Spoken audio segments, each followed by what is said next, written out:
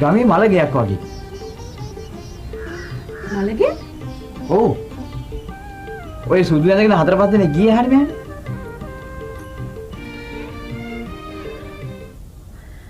මලගයක් නෙමෙයි යන්නේ. හෙට පෝයනේ. කට්ටිය සිල් ගන්න යනවා. මම හිතුවා මලගයක් කියලා. මේ විකාර කියවින්නතු ඔයත් සිල් ගන්න යන්නකෝ. සිල් ගන්න? සිල් ගන්නේ වයසට ගියාමනේ. මට තාම 40යි. මේ සිල් ගන්න වයස් ભેදයක් නැහැ. නාකි වෙන්න කලින් තරුණ කාලෙම සිල් ගත්තම තමයි හුඟක් හොඳ.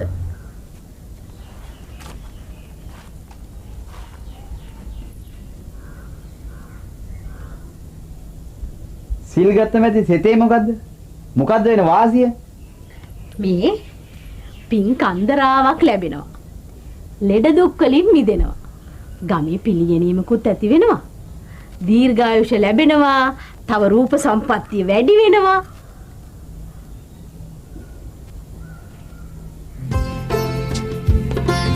මටත් හිතෙනවා සිල් ගන්න. අනේ සාදු. එහෙනම් ඔයත් සිල් ගන්නකෝ අනේ. ඕවා මහා කරදර වැඩ. අපේ අප්පච්චිගේ සිල් රෙදි තියෙනවා. ඒවා ඔයාට ගානට හරි. දවල් දාන්නේ මම උයාගෙන එන්න. ගමේ උම්මට hina වෙයි. එයි. හැමදාම උදේම රාමාට යනකට ගිය එක අද සිල් ගන්න විච්චිය. කවුරු මොනවා කිව්වත් අපේ මොකෝ. ඔයා ගණන් ගන්න එපා. අනේ මට බැහැනේ. කියන එක අහලා යන්නකෝ. වංගියක් මං කියවනේ මට බැහැ කියලා.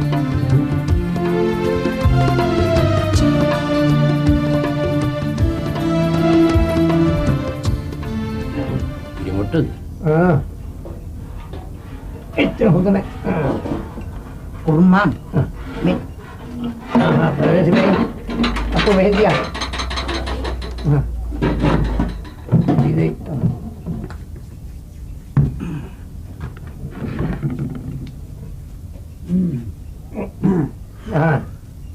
විංගයෝ ආමිනේ පාටියක්වත්ද? හට්ටි මුට්ටි වල? හෙට පන්සලේ ශීල් සමාදන් වෙන අයට දානි දෙන්නේ අපිනේ. ඉතින් මේ ලෑස්ති වෙන රිංගි මහත්තයෝ. පොඩ්ඩක් භාගයේ අනුගුරු පැකට් එකයි තිර පැකට් එකයි ගියාමිනේ. 80යි. 80.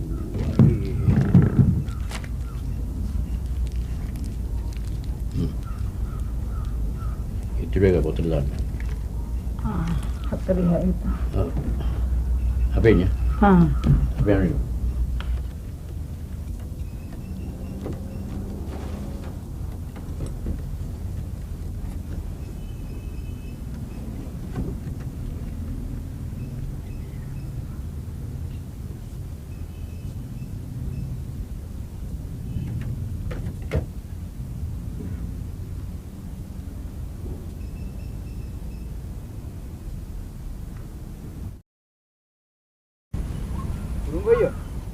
මම මේ කුරුංගොයිය මුණ ගැහිලා මේ ගැන කතා කරගන්නමයි හිටියේ. මිනිස්සු පොයට පන්සල් යනවනේ. සමහරු සිල් ගන්නවනේ. මොකද සිල් ගන්නෙ? ඒකේ මොන හරි වාසියක් තියෙනවයි? සාදු සාදු සා යන එන ගමනකදී හරි වල්පල් කතා නොකර ධර්ම කාරණා ගැන කතා කරනවා නම් ඩිංගි මහත්තයෝ ඒකත් පින.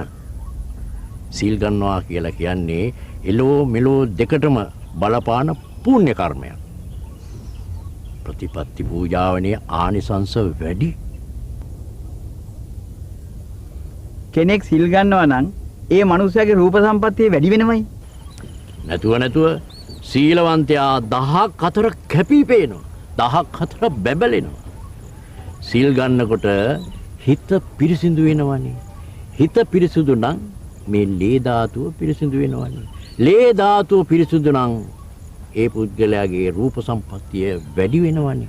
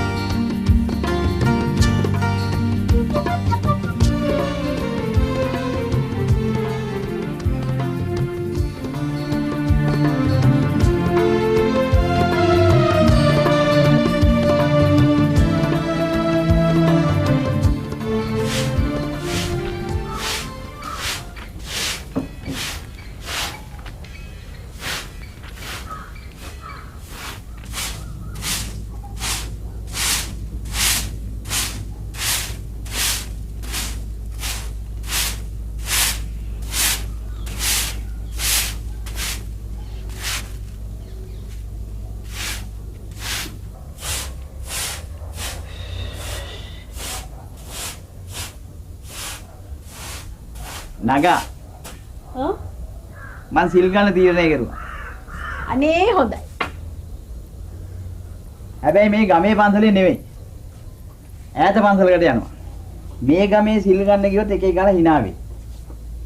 පොය දෙක තුනක් ඈත පන්සලක සිල් ගත්තම් පුරුදු වෙලා මෙහි ඇවිල්ලා සිල් ගන්නවා. කොහේ හරි කමක් නෑ. සිල් ගණ්ඩයි ඕනේ. මං සිල් රෙදි මැදලා ලෑස්තිත් කරලායි තියෙන්නේ. උදේ දානේ දවල් දානේ පන්සලෙන් හම්බ වෙයි. හෙට 15ක පොයේනේ. සඳා මං ජීවිතේට සිල් ගන්න පන්සලකට ගිහිල්ලා නැහැ. මං සිල් ගන්න දන්නේ නැහනේ. ඒ තරම් අමාරු වැඩක් නෙමෙයි. සිල් රෙදි ඇඳලා පැදුරකුත් අරගෙන පාන්දරින්ම පන්සලට යනවා. ඕන් එතකොට හාමුදුරුවෝ වඩි. ඊට පස්සේ හාමුදුරුවෝ කියන එක හොඳ පැහැදිලිව සද්දෙන් කියනවා. ඕන් දැන් අටසිල් සමාදන් වෙලා ඉවරයි. ඊට පස්සේ උදේට දානෙ ගන්නවා. දවල් 10ට විතර කොත්තමල්ලි වතුර ලැබේ. ඊට පස්සේ 12ට ඕන් දවල් දානෙ. ආයෙත් හවසට ගිලම්පස ලැබෙනවා. 5ට විතර ආපහු එන්න හැකි. ඔය වැඩ ටික නම් ඒ තරම් අමාරුවක් නෑ.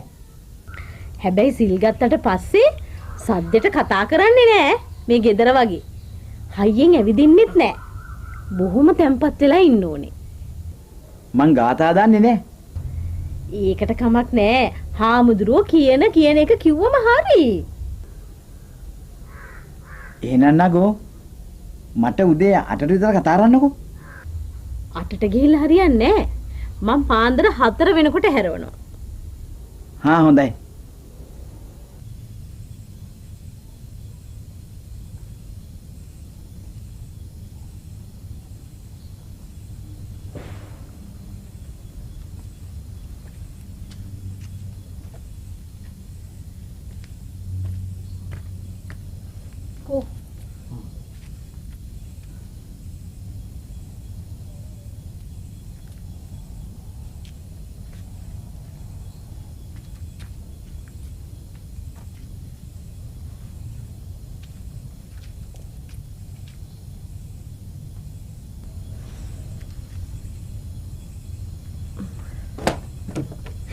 මේ මොකද මේ?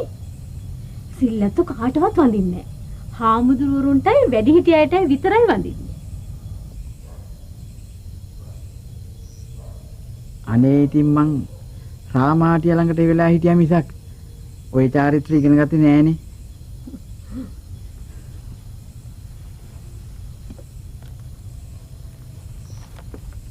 මං ගිහින් එන්න. තාම නම් පාන්දර වැඩි. ඒ උනාට එහා ගමේ පන්සලට යන්නත් එපේ. ගිහින් එන්න.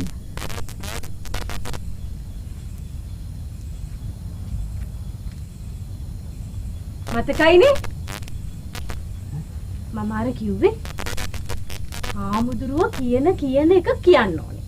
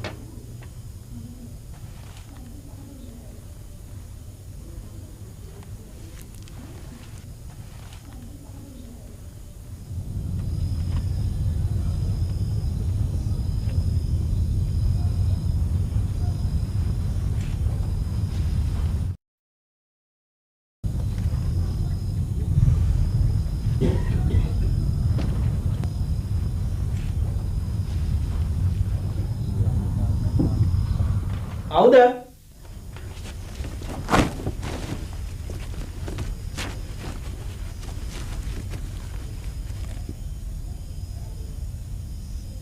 කවුද ඔය? කවුද ඔය? කවුද බොල? කවුද බොල?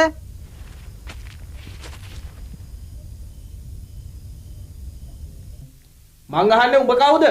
මං අහන්නේ උඹ කවුද? ඇත්ත කියපන්. මේ හිමිදිරි පාන්දර උඹ ඔතන මොකද කරන්නේ? ඇත්ත කියපන්. මේ හිමිදිරි පාන්දර උඹ මොකද ඔතන කරන්නේ? මෙන්න හොරෙක් පන්සලට හොරු පැනලෝ. මෙන්න හොරෙක් පන්සලට හොරු පැනලෝ. ඇබිත්තේනේ මෙන්න හොරෙක් අල්ලපියෝ. ඇබිත්තේනේ මෙන්න හොරෙක් අල්ලපියෝ.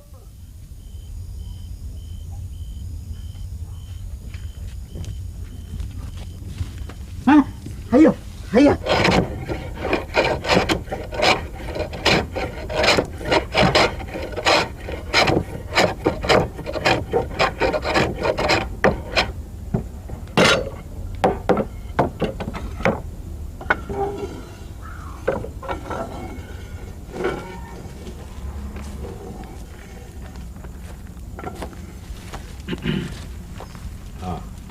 මේ මාත්‍යෝ මොකෝ මේ පැත්තේ හදිස්සි කුරුම්මා මට ආවන්ති නෑ. මොකක්ද? ඩිංගි මහත්තයා කවුදෝ කට්ටියක් ගාලා හොඳටම අමාරුයි. ඉස්පිරිතාලෙත් නවත්තලා ඉඳලා දැන් ගෙදර එක්ක ඇවිල්ලා. අබිලින් මාම කිව්වේ. අබිලින්? ඒක වෙන්න බෑ. අබිලින්ගේ බොරුවක්ද කොහෙද? ඊයේ මට ඩිංගි මහත්තයා හම්බුණානේ. මගෙන් ඇහැව්වේ සිල් ගත්තම ලැබෙන ආනිසංස මොනවද කියලා. එහා ගමේ පන්සලේ සිල් ගන්න ගිහිල්ලා වෙච්ච සිද්ධියක් නිසාලු ඒක වෙලා තියෙන්නේ. ඔහෙ ඵලයක්. මේ එහා ගමේ පන්සලේ. ඩිංගි මහත්තයාගේ කල්කිරියාවේ හැටියට අපේ ගමේ පන්සලේ සිල් ගන්න ලැජ්ජ හිතෙන්න ඇති. මොන වුණ සුනිමල් මහත්තයෝ මිනිහෙක් හොඳ වැඩකට යොමු වෙනකොට ඒ පැත්තටම යන්න උදව් කරන එක අපේ යුතුයකම.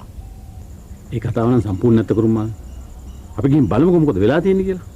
ඔව් ඒක හරි. එහෙමනම් සුනිමල් මහත්තයෝ අපි යමු.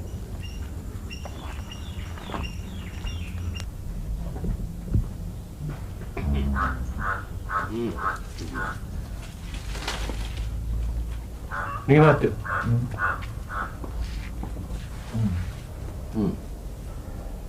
නිවතු.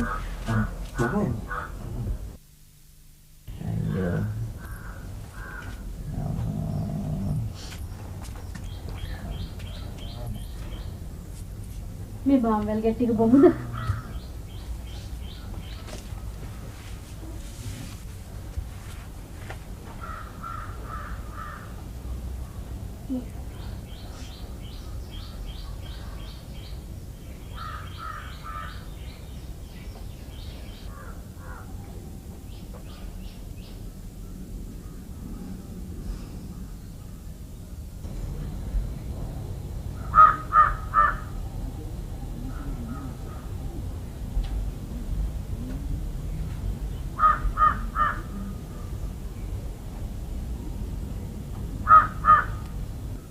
ගමේ පන්සලට ගියා නම් අහකයිනේ. පිට පන්සලකට කියන්නේ මේ සේරම.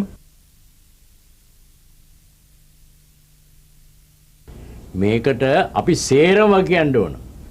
ඩිංගි මහත්තයාගේ උඩට විතරක් වරද පටවල බෑ. ඇයි ඩිංගි මහත්තයා පිට පන්සලකට සිල් ගන්න ගියේ? ඩිංගි මහත්තයා සිල් ගන්නවා අපේ ගමේ උන් දැකලා hina වෙයි කියලා. මිනිහෙක් තමන්ගේ කල්ක්‍රියාව වෙනස් කරලා හොඳ පැත්තට හැරෙන්න හදනවා නම් අපි කවුරුත් ඒකට උදව් කරන්න ඕන. ඒකට hina වෙලා හරියන්නේ නැහැ. ඒකෙන් මේකෙන් උනේ අලුත් උපකරණයක් හදිච්ච එක විතරයි. ඩිංගි මහත්තයා සීල් ගත්තා වගේ.